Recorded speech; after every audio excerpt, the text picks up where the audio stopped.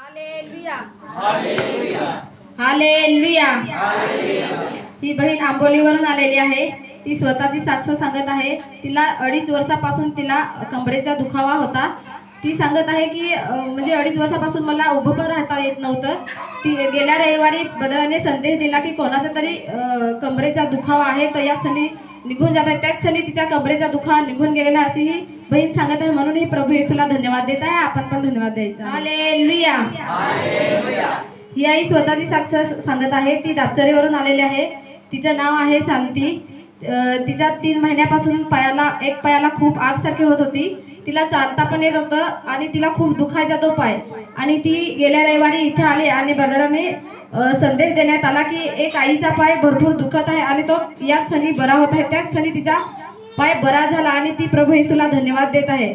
आणि तसेच ती सांगत आहे की एक दिवस मंगळवारच्या दिवशी तिच्या मूठ लागलेली होती पोटामध्ये। तिने विश्वासू जी माणसं होती तिला बोलवलं आणि प्रार्थना करण्यात आली। त्याच क्षणी तिचं मूठ पण बरी झालेलं आहे। म्हणून ही प्रभू येशूला धन्यवाद देत आहे। आपण पण धन्यवाद द्यायचा आहे। Hallelujah hallelujah. ही बहीण तिच्या बाळाची साक्ष सांगत आहे। त्या बाळाला भरपूर खोकला होता। ती गेल्या रविवारी आली आणि ब्रदराकडून तिने प्रार्थना करून घेतली। त्याच क्षणी त्या बाळाचा खोकला बरा झालेला आहे।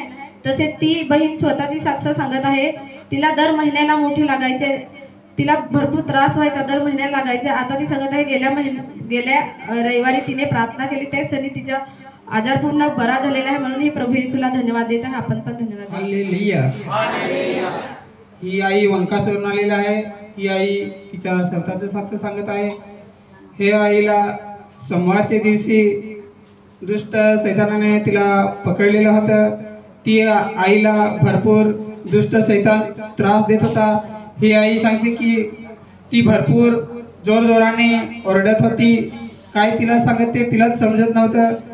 हे आईला रिक्षामध्ये बसवून इकडं आणण्यात आलं आणि ब्रदरांना समस्या सांगितली आणि ब्रदरांनी तिच्यासाठी प्रार्थना केली।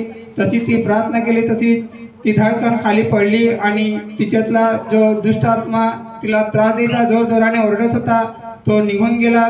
तसे तिचे भरपूर हातपाय सुद्धा भरपूर दुखत होते, ते सुद्धा बरे झालेलं आहे। म्हणून ही आई प्रभू येशूला धन्यवाद देते। आपण पण जोरात टाळ्या वाजवून प्रभू येशूला धन्यवाद देऊया।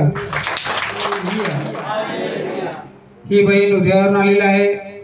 ही बहीण तिच्या मुलाची साक्ष सांगत आहे। ह्या बाळाला भरपूर तो बाळ रडत होता। ही बहीण त्या बाळाला घेऊन इथं आली आणि ब्रदरांनी तिच्यासाठी प्रार्थना केली। तो आता बाळ रडत नाही। मी तुमच्यासाठी प्रार्थना करत आहे। तुमचे डोळे मिठा आणि तुमच्या शरीराच्या ज्या भागाला आजार आहे त्या भागावर हात ठेवा। विश्वासाने हात ठेवा।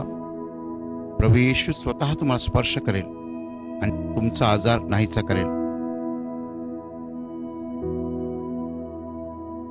तुमच्या शरीरातील प्रत्येक आजार प्रभू येशूच्या पवित्र नावात नष्ट हो।